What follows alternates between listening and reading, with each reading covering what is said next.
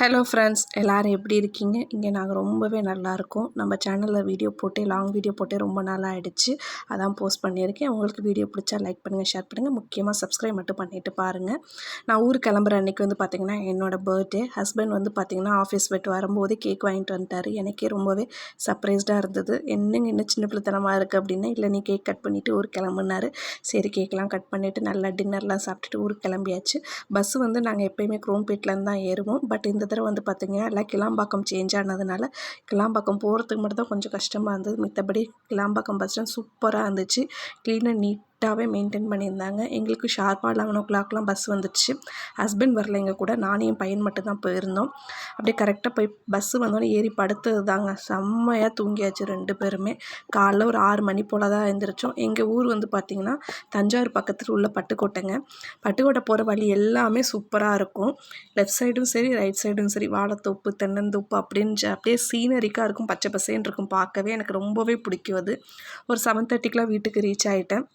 வீட்டுக்கு ரீச் ஆனதும் பார்த்திங்கன்னா நல்லா ரெஃப்ரெஷ் ஆகிட்டு சாப்பிட்டுட்டு காலை சாப்பாடு சாப்பிட்டுட்டு நேராக பார்த்திங்கன்னா எங்கள் மாமியார் வீட்டில் ஒரு அட்டெண்டன்ஸை போட்டேன்.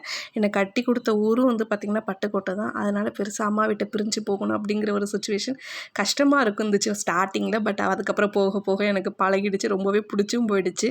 போர் அடித்தா ஊருக்கு வந்துட்டாலே பார்த்திங்கன்னா போர் அடித்தா பார்த்திங்கன்னா எங்கள் மாமியார் வீட்டில் கொஞ்சம் நேரம் இருப்பேன். அப்புறம் எங்கள் அம்மா வீட்டுக்கு கிளம்பி வந்துடும். இப்படி தான் எனக்கு போச்சு. ரொம்பவே எனக்கு பிடிச்சிருந்தது. ஊர்லேருந்து முக்கியமாக பார்த்திங்கன்னா என்னோடய 2 தங்கச்சியுமே வந்திருந்தாங்க. கல்யாணத்துக்கு முன்னாடி பார்த்திங்கன்னா 3 பேருமே ஒன்றா இருந்த டைம் தான். அதுக்கப்புறம் எனக்கு கல்யாணம் ஆகிடுச்சு. அப்புறம் தங்கச்சிக்கு 2 தங்கச்சியுமே கல்யாணம் ஆனதில் அவங்கவுங்க லைஃப்னு பார்த்துட்டு போயிட்டாங்க.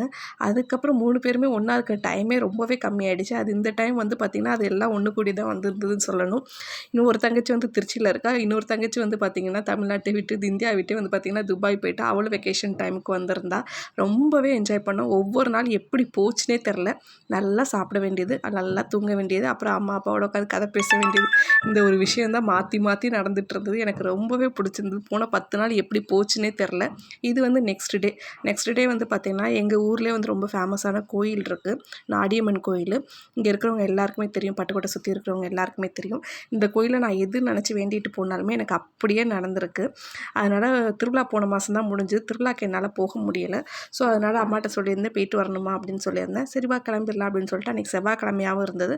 சரி போயிட்டு வந்திருந்தோம். நல்லா அர்ச்சனை பண்ணி நல்லா சாமியெல்லாம் கும்பிட்டுட்டு அங்கேயே கொஞ்சம் நேரம் உட்காந்து டைம் ஸ்பெண்ட் பண்ணிட்டு இருந்தோம்.